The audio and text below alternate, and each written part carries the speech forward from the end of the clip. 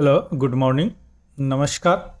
UPSC CSE 2025 का notification release हो चुका है, यानी union public service commission civil service examination 2025 का नोटिफिकेशन रिलीज हो चुका है।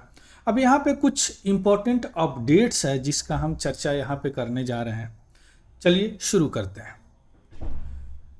नोटिफिकेशन की बात करें तो यूनियन पब्लिक सर्विस कमीशन जो कंडक्ट करवाती है क्या, सिविल सर्विस एग्जामिनेशन 2025, इन्होंने नोटिफिकेशन रिलीज कर दिया है।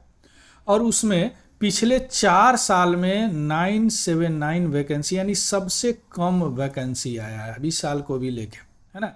पिछले 4 साल यानी ये 2025 का वैकेंसी है। 2024, 2023 और 2022 इस सब में सबसे कम वैकेंसी आया है।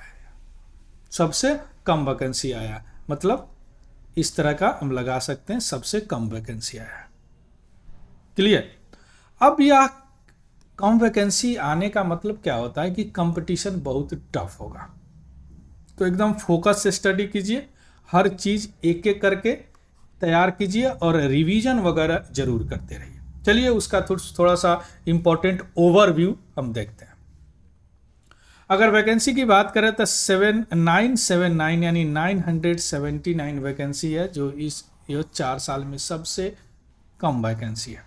अब इसमें से भी यानी 979 में से भी 38 वैकेंसी जो है वह बेंचमार्क डिसेबिलिटी के लिए रिजर्व है, यानी पर्सन विथ बेंचमार्क डिसेबिलिटी।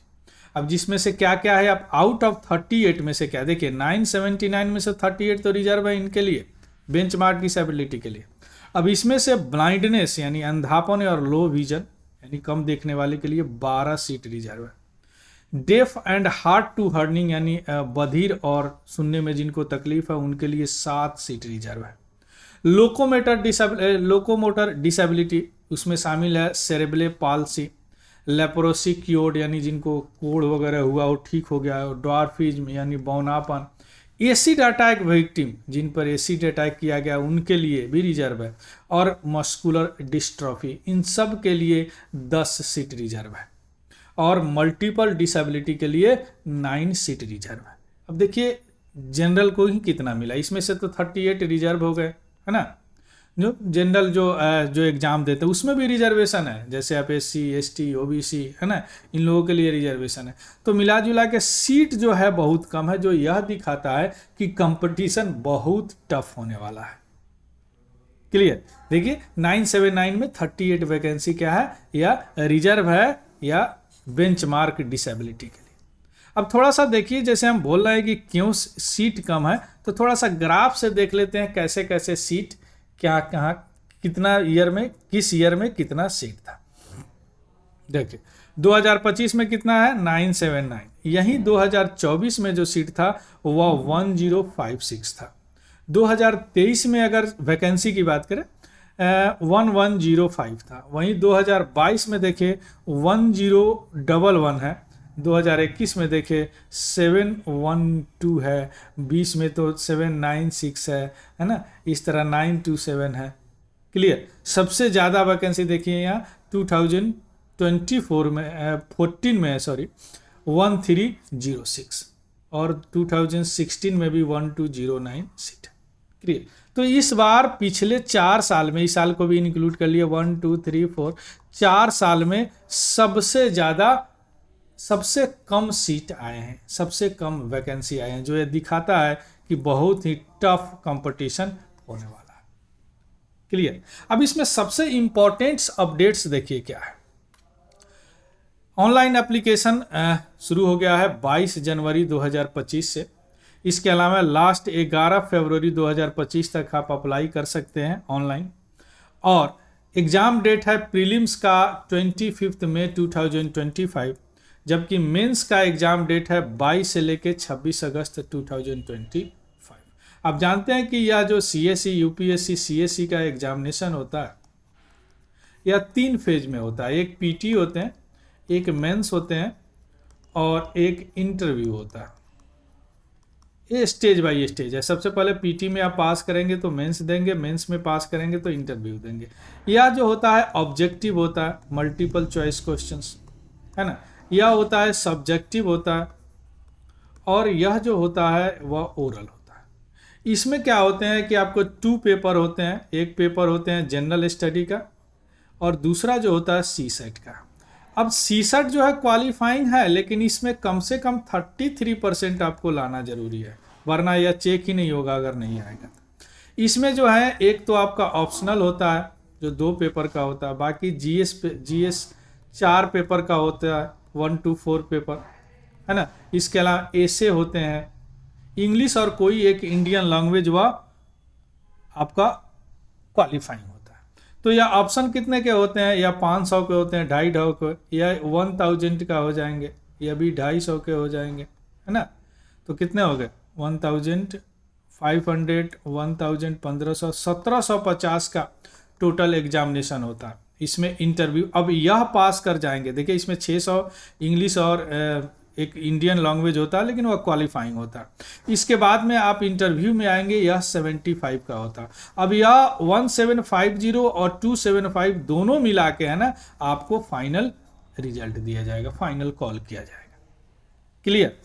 तो यह सब का डेट है, या जो प्रीलिम्स है 25 मई 2025 को, मेंस एग्जामिनेशन 22 से 26 अगस्त 2025 तक है। अब इसका इम्पोर्टेंस जो एक फोटोग्राफ को लेके यानी रिलेटेड एक बड़ा स्पेसिफिकेशन इनका अपडेट आया है, वो मैं शेयर करना चाहूँगा आप लोगों के साथ। देखिए एप्लीकेशन गाइडलाइन, फोटोग्राफ स्पेसिफिकेशन के लिए इन्होंने ऐसा किया है कि अगर 22 को आप जो ऑनलाइन फॉर्म भरने का डेट है, यानी फोटो 10 दिन पुराना होना चाहिए, उससे पुराना नहीं होना चाहिए। इसलिए इन्होंने ऐसा किया, लिखा स्पेशली मेंशन किया कि photograph should be taken after 12 जनवरी 2025। यानी ऐसा नहीं कि कभी भी पिछले 6 महीना का फोटो हो, या 3 महीना का फोटो हो, या 1 महीना का फोटो, या 1 साल का फोटो, नहीं, वह 12 जनवरी के बाद में लिया हुआ फोटो होना चाहिए। यानी इन्होंने 10 दिन दिया है, यानी 22 को अगर आप भर रहे हैं तो 12 जनवरी को कम से कम आपका फोटो होना चाहिए, है ना, उससे पहले का नहीं, आफ्टर 12 जनवरी।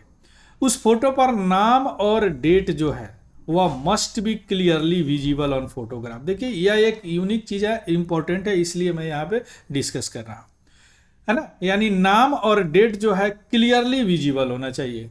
इसके अलावा जो फेस है वह 3/4 ऑफ स्पेस इन इमेज, यानी ऐसा नहीं कि पूरा यहाँ शरीर दे दिए और ये इमेज एकदम छोटा सा कर दिया, है ना। कई लोग होता है, नहीं, फेस जो आपको 3/4 स्पेस होना चाहिए फेस का, ये इंपॉर्टेंट। अगर ऐसा आप नहीं करते हैं तो आपकी एप्लीकेशन रिजेक्ट हो जाएगी, हमेशा ध्यान रखिएगा। बाकी सब ऑलमोस्ट सेम है, जो भरते हैं वही है। ऑनलाइन जाइएगा, सारा प्रोसीजर है, वह अपना भरते चले जाइएगा, जो भी मांग रहा डिटेल्स वह देते हुए चले जाइएगा। लेकिन यह स्पेसिफिकेशन है पहली क्या है कि 12 जनवरी के बाद यानी 10 दिन के अंदर ही फोटो होना चाहिए, और फेस जो है ऐसा फोटो आना चाहिए कि 3/4 of the space in space होना चाहिए। Face should occupy. अगर ऐसा नहीं होता है तो आपकी एप्लीकेशन रिजेक्ट की जा सकती है। तो हमेशा याद रखिएगा और ये सब चीज पूरा एक एक करके कीजिएगा।